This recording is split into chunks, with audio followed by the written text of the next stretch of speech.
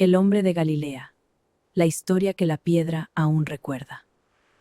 Capítulo 1. Una provincia en el borde del imperio. 2,000 years ago, in a minor province of the Roman Empire, there lived a man the archives of his time barely mention, and yet he changed the course of history. This is his story, told through stone, dust, and the documents we can still read. In the 1st century, Judea was an uncomfortable corner of the Roman Empire.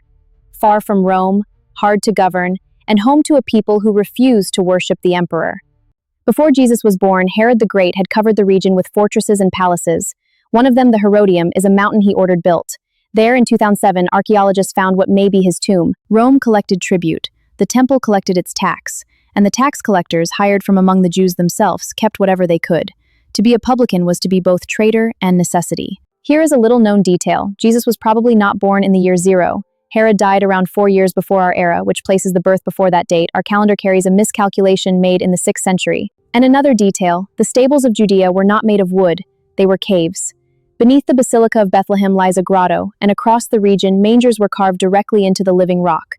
No Roman historian recorded that birth. For the empire, nothing happened. Decades would pass before anyone bothered to write it down. Chapter 2. Nazareth and Séforis, the Hidden Childhood.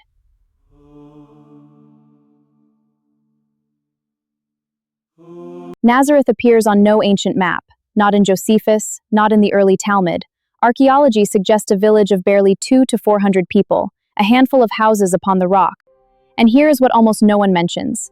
Just 6 kilometers from Nazareth stood Séforis, a Greco-Roman city with a theater for 4,000 spectators. It was being rebuilt during Jesus' childhood. In Séforis, this mosaic was found, nicknamed the Mona Lisa of Galilee. It is proof that the Greco-Roman world, its art, its language, its theater, was not far away. It was a walk from Jesus' home. The Greek gospel calls Jesus a tekton. The usual translation is carpenter, but the word means builder, craftsman, someone who works wood and also stone. In a land without forests, stone was the material. He spoke Galilean Aramaic, a dialect so marked that in Jerusalem it gave him away at once. He read Hebrew in the synagogue. And in a world of trade routes, he likely handled some Greek. Between the ages of 12 and 30, the sources fall completely silent. 18 years of silence. Everything ever said about that period belongs to legend, not to history. Chapter 3. The Jordan and the Wilderness.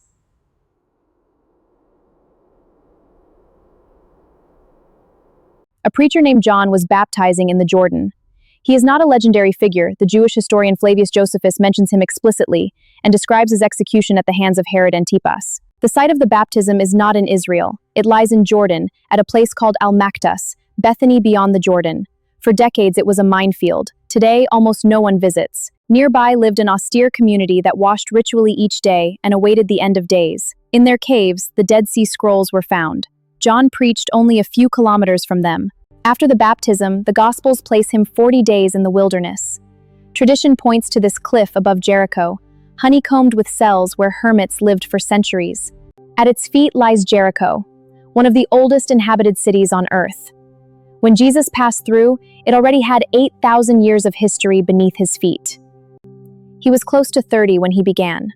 His public life would last, according to the sources, between 1 and 3 years, less time than a university degree. Chapter 4. Galilee, the lake and its villages.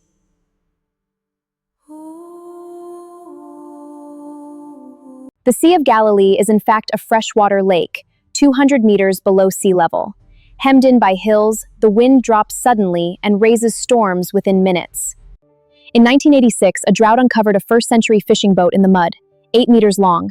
Repaired again and again with mismatched timber, the boat of poor men, it is the closest we will ever come to their vessel. Jesus did not live in Nazareth during his ministry. He settled in Capernaum, a fishing village of black basalt houses. Here, upon those dark 1st century foundations, a synagogue of white stone was later raised. Beneath an octagonal church, archaeologists found an ordinary 1st century house. Its walls are covered in pilgrims' graffiti, in Greek, Syriac, and Aramaic. Many invoke Jesus. Christians venerated it as early as the 1st century. In 2009, while digging the foundations of a hotel, an entire city appeared, Magdala, with its harbor, its market of salted fish, and its synagogue. It is almost certain that Jesus stood here. In its synagogue, this carved block was found.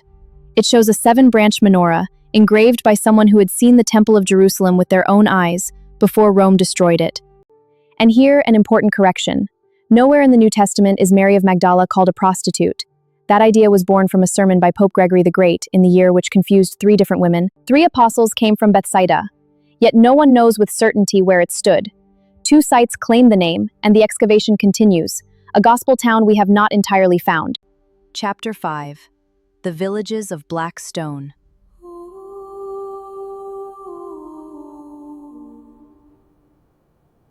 Chorazin, Bethsaida, and Capernaum, the Gospels record a rebuke of Jesus against all 3. Today, all 3 lie in ruin. Chorazin, above all, is an entire village of black stone, in absolute silence. Across the lake rises Gamla, upon a ridge shaped like a camel's hump. Here stands one of the oldest synagogues in the world, and here, in the year 67, thousands of Jews died resisting Rome. Their diet was barley bread, not wheat, lentils, figs, olives, and salted fish from the lake. Meat was rare, saved for feasts. The wine was watered down. Magdala exported salted fish across the empire. The smell was its signature. Those men who left their nets behind smelled of salt, of fish, and of tar. In a world without antibiotics, illness was also social exclusion. A leper was not merely sick, he was cast out of his village. To touch the sick was to become impure. The healing accounts are, above all, accounts of return. A detail often overlooked. The Gospel of Luke states that a group of women, among them Joanna, wife of one of Herod's stewards, supported the group financially, out of their own means. None was a priest. None was a scribe. There were fishermen, a tax collector working for Rome, and very likely a former nationalist militant, a group that should never have been able to coexist. Chapter 6. The Roads Less Traveled.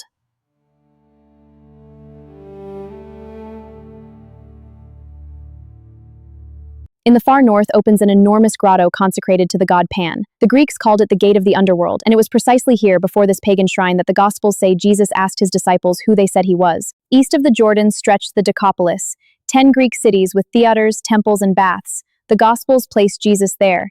He walked among columns dedicated to Zeus and Artemis. On the eastern shore, a Byzantine monastery marks where tradition places the episode of the swine that rushed down the slope. The presence of pig herds confirms a historical detail. That shore was not Jewish, it was pagan. Jews avoided Samaria and went around it. Jesus walked straight through. In Nablus, Jacob's well is still preserved, more than 30 meters deep, and the water is still drinkable. And here, an astonishing fact. The Samaritans did not vanish. They survive today, about 800 of them, on Mount Gerizim. They keep their own version of the Torah and still sacrifice lambs each Passover. His parables were not children's tales. They were stories of debt, of day laborers, of absentee landlords and harvests. He spoke rural economics to indebted peasants. To go up to Jerusalem from Galilee was 5 days on foot.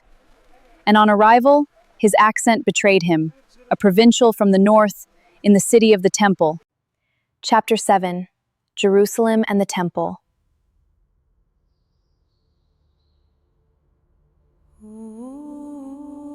Herod's temple was one of the most colossal structures of the ancient world. Its esplanade could hold hundreds of thousands of people. Nothing standing today conveys its scale. At the base of the wall still lie the stones Roman soldiers hurled down in the year 70. No one has moved them in nearly 2,000 years.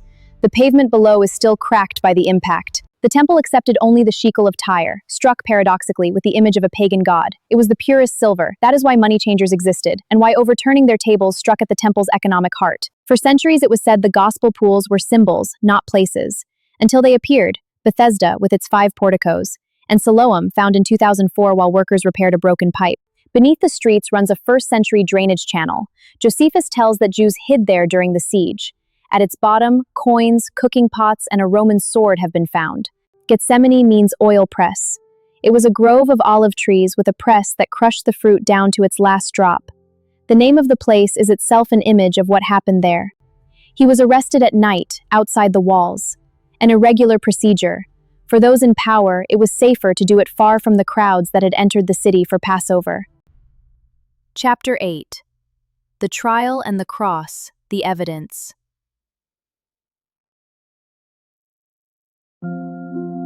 In 1990, construction work uncovered a tomb with a decorated ossuary. A name was carved upon it, Yehoseph bar Caiapha, Joseph, son of Caiaphas. The high priest of the Gospels stopped being a character and became a bone. And in 1961, at Caesarea Maritima, this stone appeared. The Latin inscription names Pontius Pilate, prefect of Judea.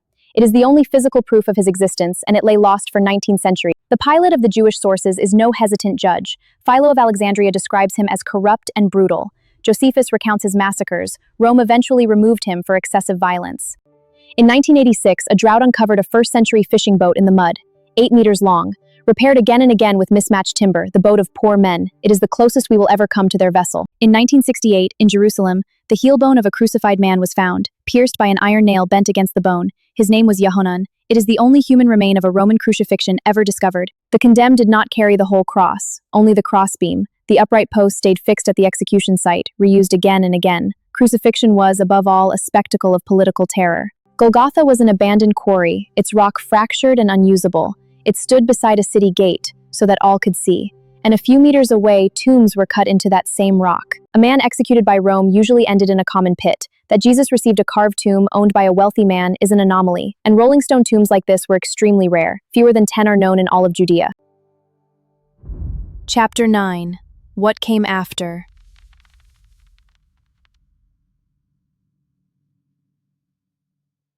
"80 years later, the Roman historian Tacitus writes with contempt about a troublesome sect, and mentions its founder, executed under Pontius Pilate. It is a hostile source, and for that very reason, a valuable one. And around the year 112, Pliny the Younger writes to the Emperor Trajan, bewildered. He does not know what to do with certain Christians who gather before dawn and sing hymns to Christ as to a god. He asks whether he should execute them.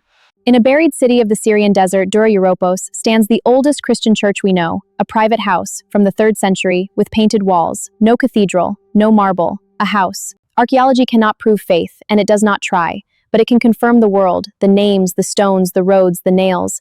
Everything else, the meaning, belongs to each person who comes to this story. From a builder of a village that appeared on no map, nothing should have remained. Not a name, not a stone. And yet 2,000 years later, we are still searching for him in the dark archives and on the shores of this lake. Thank you for watching.